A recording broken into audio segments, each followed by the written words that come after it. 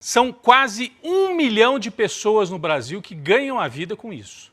Eu acho que aqui no nosso público tem muita gente que conhece um vizinho, um amigo, um primo, um irmão, ou a própria pessoa, a irmã, a prima, né? Tem muitas mulheres também trabalhando nessa área, que vão atrás da renda, de um complemento, ou a renda principal da família é na base de motorista para aplicativo. Então, segundo o levantamento do IBGE, 778 mil pessoas, quase 1 milhão, vivem disso. Não estamos falando dos entregadores sobre 2 rodas, tá? Estamos falando só dos motoristas de aplicativo. São 2 categorias que andam em paralelo, mas que têm uma diferença.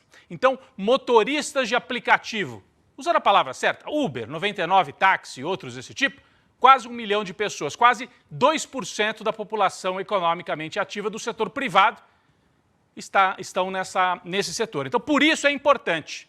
Você deve conhecer alguém, mas não é só por isso. Tem um aspecto econômico e político macro que envolve todo esse debate sobre empreendedorismo, você é trabalhador ou você é empresário, esse debate que é também um debate político. Bom, o que aconteceu ontem, para trazer aqui o resumo e a gente ir desdobrando? O presidente Lula, num evento lá em Brasília, apresentou uma proposta de regulação para a área. Uma proposta que tem que passar pelo Congresso Nacional. Quem é que participou? Pessoal de entrega de comida, não. Pessoal de aplicativo, sim. Empresas. A Uber estava lá, a empresa. E estavam associações e sindicatos dos motoristas. Então houve um entendimento, aquela boa e velha prática do Lula sindicalista. Botou todo mundo na mesa, até onde dá para chegar, né? E aí tiraram uma proposta. O que é a proposta que foi apresentada ontem e que vai ao Congresso? A proposta, eu vou trazer em resumo aqui, depois acho que a gente vai discutir isso aqui no ICL, porque é um tema importante. Tem que trazer especialista, gente que estuda o mercado de trabalho. Estou dando só assim o começo da história, como jornalista, né? Então, alguns pontos. Criou-se uma categoria nova, não é CLT, é o trabalhador autônomo por plataforma. O Lula até falou, vocês inventaram um novo jeito, uma nova regulação no Brasil, que não é nem a CLT, nem o PJ, nem o autônomo. É o trabalhador autônomo por plataforma, com regulação. O que isso significa? Ele vai ter que receber, no mínimo, R$ 32 por hora.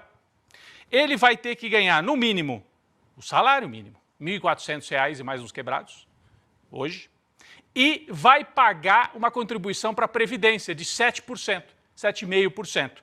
Pô, mas por quê? Ele é autônomo, por que ele vai pagar para a Previdência? Para ter alguma garantia. Se o motorista sofre um acidente, machuca um braço, machuca uma perna, não pode trabalhar, hoje em dia ele está no sal, não tem o que fazer. Com essa regulação, a ideia seria o amparo da Previdência Social, auxílio-doença, uma licença remunerada, paga pelo Estado e pela Previdência, pelo INSS. Então, essa é a ideia. E foi difícil chegar a esse ponto, não é só por causa da empresa, não.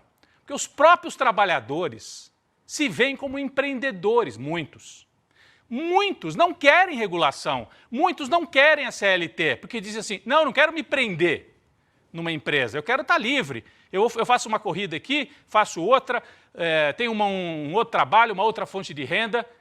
Então, essa ideia da pulverização, de relações mais fluidas. Como é que você chega ao meio do caminho?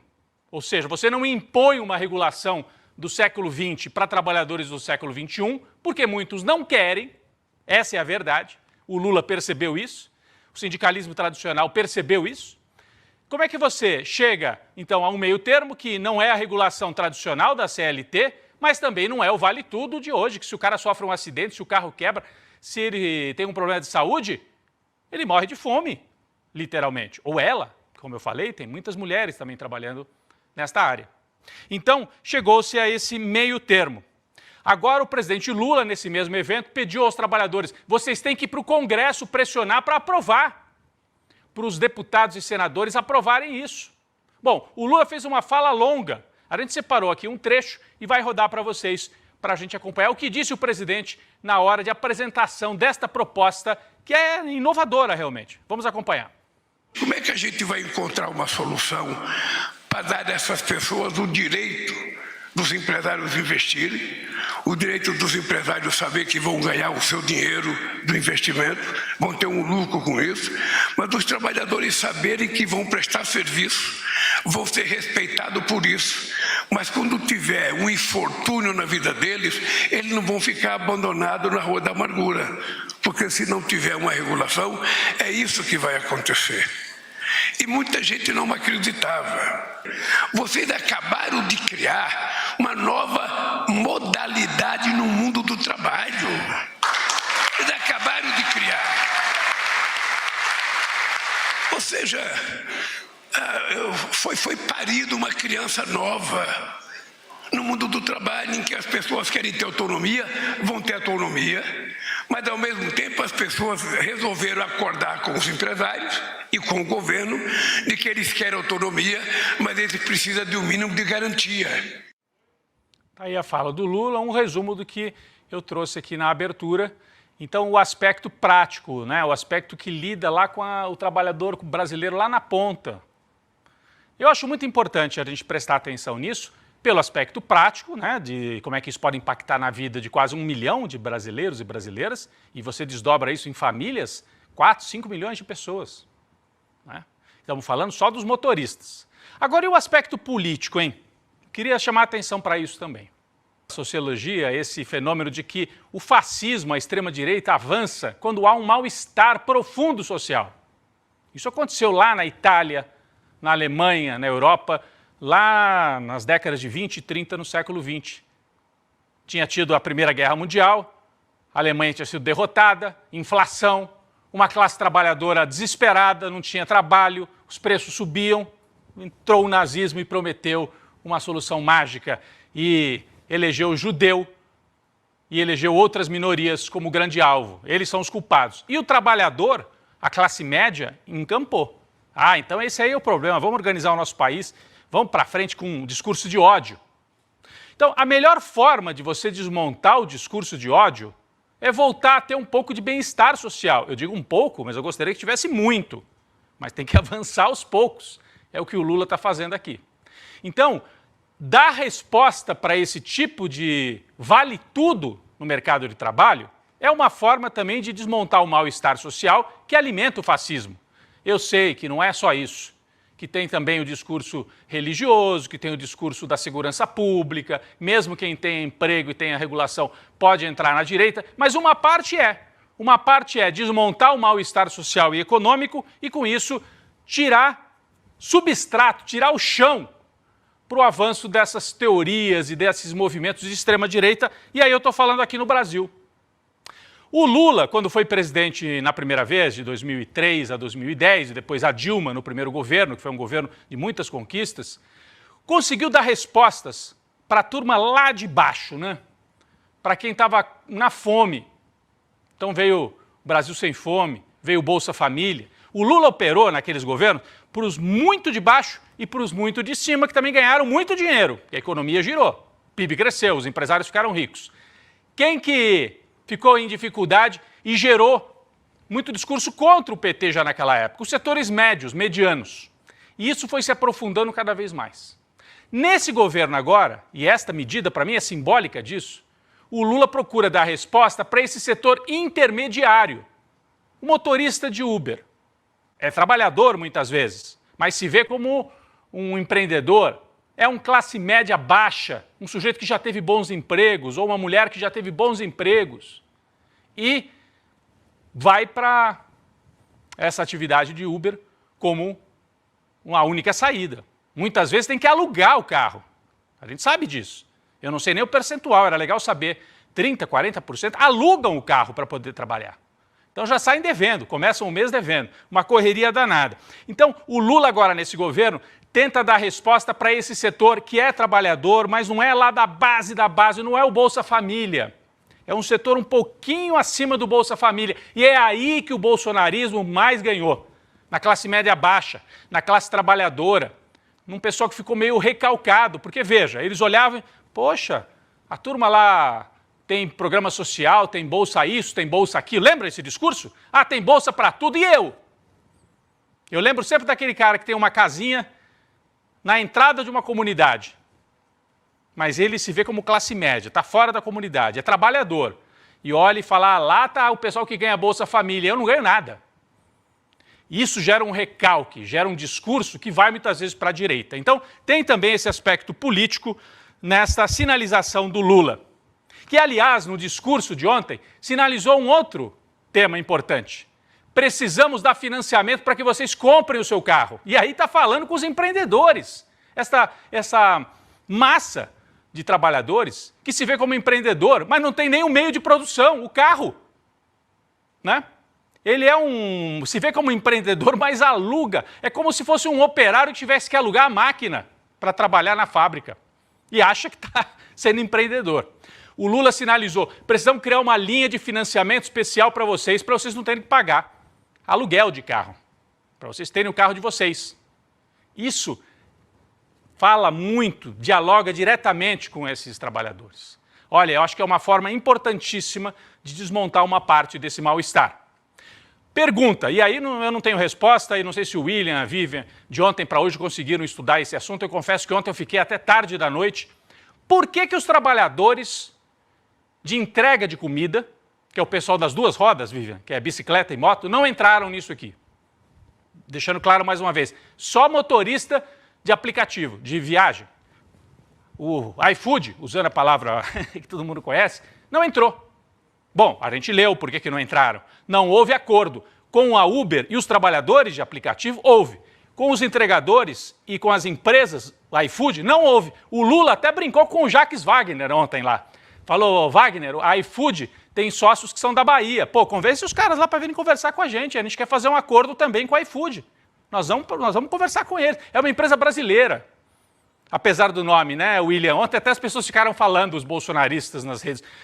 Estão forçando a barra, daqui a pouco o iFood vai embora do Brasil.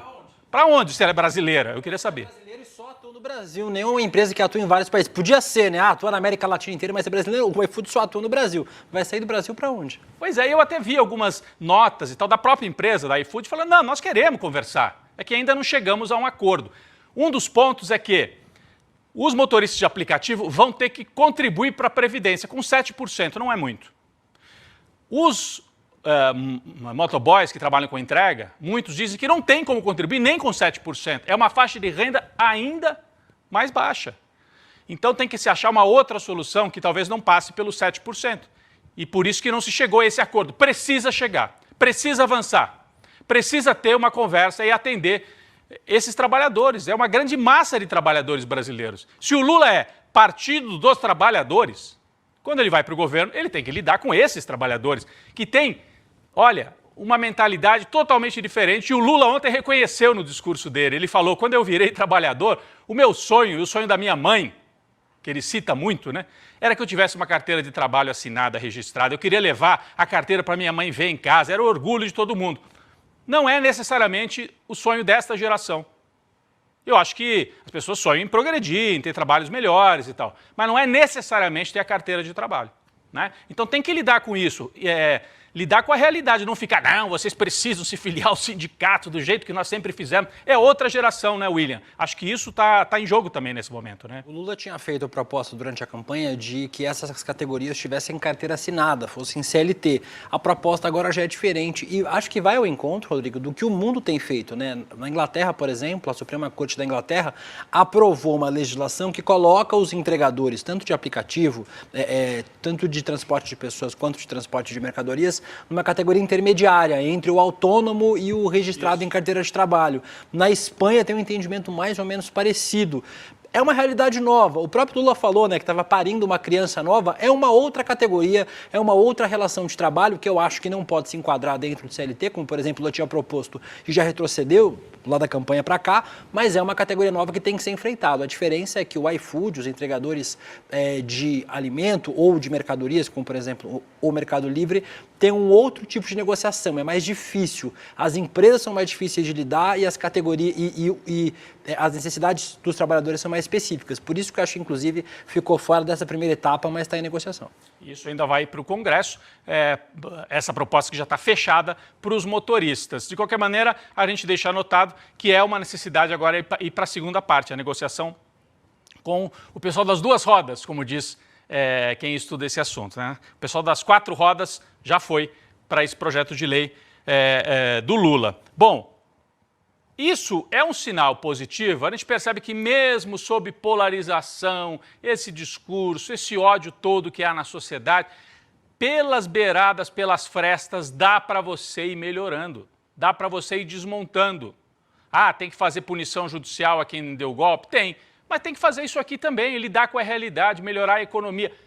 Estabilidade para investimento para os grandes empresários, e isso me parece que o Haddad e o Lula conseguiram em 2023, tanto que fábricas estrangeiras, chinesas, dos Estados Unidos, da Europa, vão investir aqui no Brasil, né? Então, estabilidade para a turma do dinheiro lá de cima, tirar o dinheiro do banco ou tirar lá do exterior e colocar em investimentos que vão demorar 4, 5 anos, às vezes, para gerar frutos. Enquanto isso, você precisa trabalhar com os de baixo, ou com essa classe média baixa. Aqui nós estamos falando com o trabalhador. Quando é o pessoal das 2 rodas, é o pessoal trabalhador. O pessoal que antigamente seria o metalúrgico, a turma da construção civil, e que hoje está sob 2 rodas, às vezes usando bicicleta nas grandes cidades para entregar comida. Muitas vezes usando bicicleta dessas de banco. O cara vai lá, pega a bicicleta para entregar e conseguir tirar a renda mínima para voltar para casa com algum recurso. Bom, então mostra que mesmo sob polarização e conflito é possível avançar. É possível avançar. Aqui no Brasil tivemos esse exemplo ontem, vamos aguardar e vamos debater melhor esse tema ao longo dos próximos dias, mas eu acho fundamental a gente ficar de olho nisso. É uma novidade que está ganhando forma no Brasil e teria que ser no governo do Lula, que tem essa capacidade de negociar e de não impor. Ah, ele veio com a ideia, CLT, vamos botar na CLT. Depois viu que nem os próprios trabalhadores queriam, ou uma parte não queria. Então não dá para impor, né?